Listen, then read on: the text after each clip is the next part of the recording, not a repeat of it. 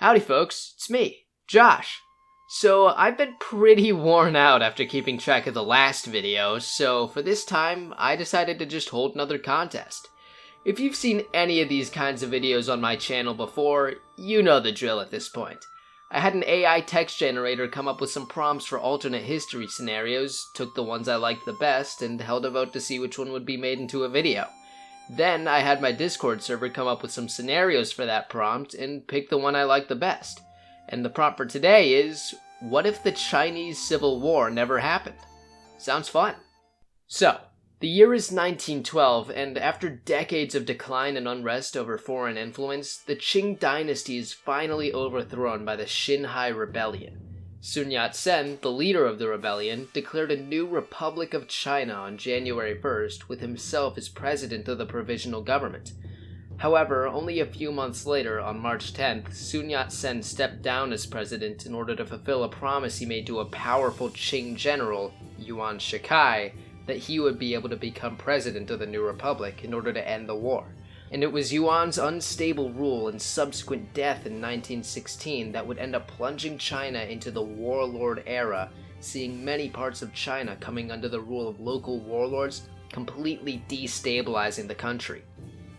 Sun Yat-Sen had returned to national politics after Yuan's death, but at this point, the damage had already been done, and Sun would end up dying at the age of 58 in 1925. China was completely fractured at this point, and it was this destabilization that led to the rise of Mao Zedong and the Chinese Communist Party, who, after waging a civil war against the Republic, managed to take control of the entirety of the Chinese mainland by 1949, forcing the Republic into exile on the island of Taiwan. But what if that changed? What if Sun Yat-Sen stayed as the provisional president of China and didn't make this deal with Yuan Shikai? Yuan Shikai would have remained in the north with the Qing, having not negotiated with the revolutionaries, but without having access to such a strong military early on, the armed forces of the Republic would be woefully undertrained and ill-equipped. Sun Yat-Sen then might try to obtain the aid of the United States, who saw him as a major ally in the East and a good deterrent against the rising Japanese and the advances of the British Empire. The US, seeing this opportunity, would likely send military advisors and arms to the Republic of China. Germany might also see similarly to the US, wanting to stop Japanese and British expansion, and also send in support. A longer war between the revolutionaries and Qing would ensue, with the revolutionaries losing to the Qing at first, whose military was much more well established and trained. However, with foreign support secured, the Republic would eventually manage to see victory over the Qing, managing to defeat and capture Yuan Shikai, crushing the Qing military. The Qing court would then abdicate following their defeat, allowing for the Republic of China to take over. Sun's administration would further democratize the nation, creating a new constitution, dissolving the provisional government, and mixing traditional Chinese systems with Western democracy. However, this process would likely cause several uprisings by both the upper class, who didn't like the government taking land, power, and influence from them, and by the lower class, who were dissatisfied with the slow rate of reform. These rebellions would be crushed, though, with the government managing to further consolidate power. The new system of government would have also kept the Republic from succumbing to corruption as easily as the old Qing court, meaning that the government would have been able to work much more effectively than it would have otherwise. With the government secured and having most of its branches under his party's control, Sun might try to pass laws that would help unify China's many ethnic groups in order to create a greater sense of unity. This process would be difficult, as many of these groups had very little in common, aside from a sheer hatred of foreign influence.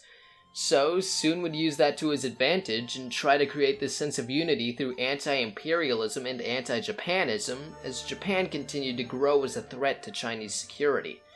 And so, throughout the 1920s and 30s, the Republic of China would continue to stabilize and centralize. However, not all of China would have been able to be kept under control. Tibet would be given autonomy, but kept under Chinese control, but Mongolia wouldn't be given such autonomy, with China abolishing the Bogd Khanate. This, however, would reawaken Mongolian national spirit, likely leading to a revolt, seeing support from the Russians, meaning that China would likely lose control of Mongolia proper, though still keeping Inner Mongolia as a part of the Republic, with many Mongols in Inner Mongolia fleeing to the Mongol state. This war would strain the economy, but China, learning from their past mistakes, would begin a greater amount of international trade, leading their economy to become stronger than it had ever been for a very long time. They would keep their partnership with the United States intact and would utilize their help in their efforts to industrialize. China would thus see a great period of growth and modernization throughout the 1920s, something they could have only dreamed of under the old Qing government. This period of growth would only be slowed in 1924 with the Japanese invasion of Manchuria. After the fabricated Mukden incident occurred, in which a small amount of dynamite exploded near a Japanese train track, which didn't even destroy the track itself, the Japanese Kwantung Army invaded Manchuria. The Japanese would have thought that the Chinese forces in Manchuria would fold easily, remembering their easy victory over the Chinese during the First Sino-Japanese War. They would be wrong. Very wrong. The Chinese northern armies would have been preparing for a Japanese invasion, so the Kwantung Army would be greatly surprised by the sheer amount of Chinese resistance, ultimately pushing them all the way back to Korea. And so, after this humiliating defeat, Japan would sue for peace, ultimately giving the Japanese a desire for revenge. All of this tension would boil over in 1937, when the Japanese would begin another invasion, but with a much larger force this time. The Japanese military would sweep across coastal China, invading their eastern cities and waging a brutal campaign in Manchuria.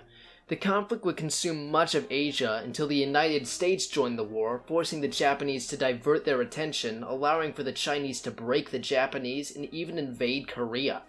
After World War II ends, the Republic of China would then emerge as the dominant power of East Asia, finally managing to reclaim their spotlight from the Japanese.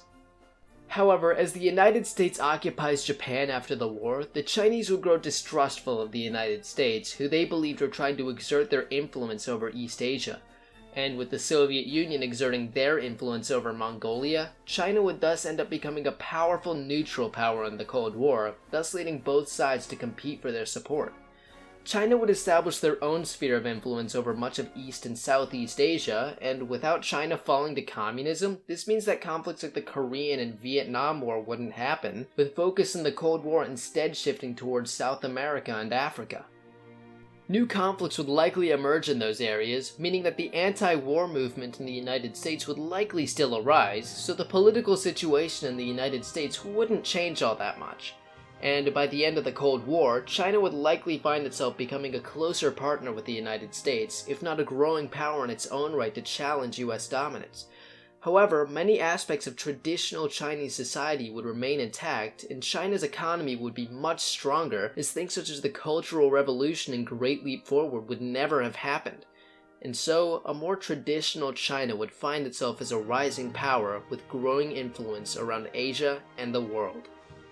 I want to thank Magical Jagical for creating this fantastic scenario, and I look forward to seeing what you guys manage to create in future contests. So, in the meantime, make sure to join the Discord server so you don't miss out on future contests, and if you enjoyed this video, maybe you can subscribe or something. So, that's it for today's video.